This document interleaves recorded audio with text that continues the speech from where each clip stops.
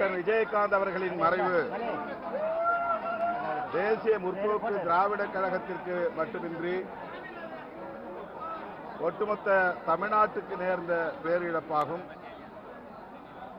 அவர் திரையுலகில் அடியெடுத்து வைத்த நாளிலிருந்து விளிம்புநிலை மக்களின் குரலாக திரையில் ஒலித்தவர், முழங்கியவர். அலைவோசை படமாக இருந்தாலும் சரி, அடுத்தடுத்து அவர் நடித்த பல படங்கள் எளிய மக்களின் வாழ்வியலை பேசியது. சாதிய கட்டமைப்புக்கு எதிரான போர் குரலாக அவருடைய குரல் ஒலித்தது.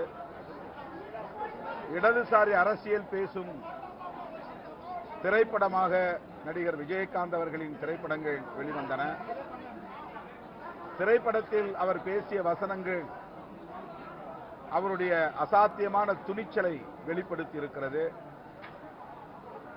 அவர் திரையுலகில் தனக்கென்று ஒரு பாதையை அமைத்துக் கொண்டார், தனி முத்திரையை பதித்தார், சாதனைகள் படைத்தார். அதே அடிப்படையில் அரசியல் களத்திலும் அவர் அடியெடுத்து வைத்தார்.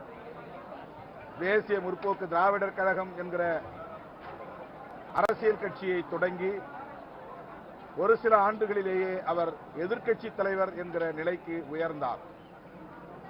தனிப்பட்ட முறையிலே 8% வாக்குகளை பெற்றார். ஒரே தேர்தலில், முதல் தேர்தலில். இது தமிழக அரசியலில் ஒரு அளப்பரிய சாதனையாக பேசப்பட்டது. விருத்தாசலத்தில் போட்டியிட்டு அந்த இடத்தில் அவரால் வெற்றி பெற முடியாது என்று சாதியவாத சக்திகள், மதவாத சக்திகள் கூறிய போது அனைத்து வரம்புகளையும் தகர்த்துவிட்டு அவர் அந்த தொகுதியிலே வெற்றி பெற்று சாதனை படைத்தார். அவருக்கு முன்னதாக திமுக, அதிமுக போன்ற கட்சிகளுக்கு மாற்று சக்திகளாக பாமக, மதிமுக போன்ற அரசியல் கட்சிகள் எழுச்சி பெற்றன.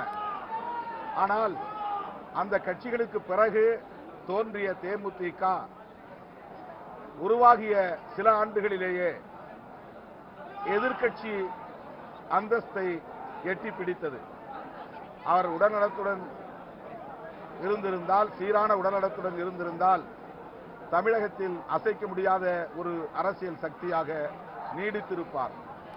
அரசியல் களத்திலும் உள்ளொன்று வைத்து புறமொன்று பேசுகிற பண்பு அவரிடத்தில் இல்லை.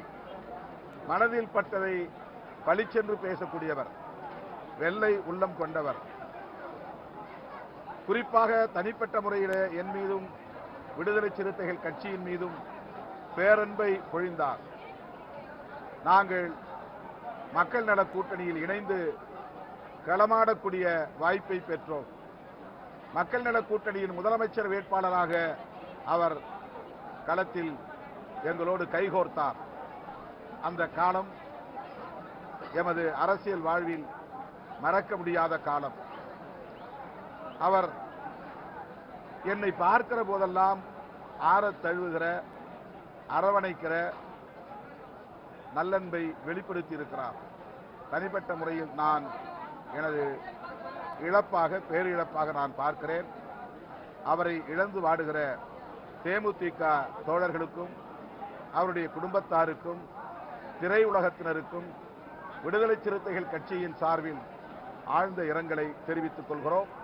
லட்சோப லட்சக்கணக்கான விடுதலை சிறுத்தைகளின் சார்பில் அவருக்கு எமது செம்மாந்த வீர வணக்கத்தை செலுத்துகிறோம். நாளை நாங்கள் நடத்துவதாக அறிவிக்கப்பட்டிருந்த போராட்டத்தையும் அவருடைய மறைவை ஒட்டி தள்ளி வைத்திருக்கிறோம்.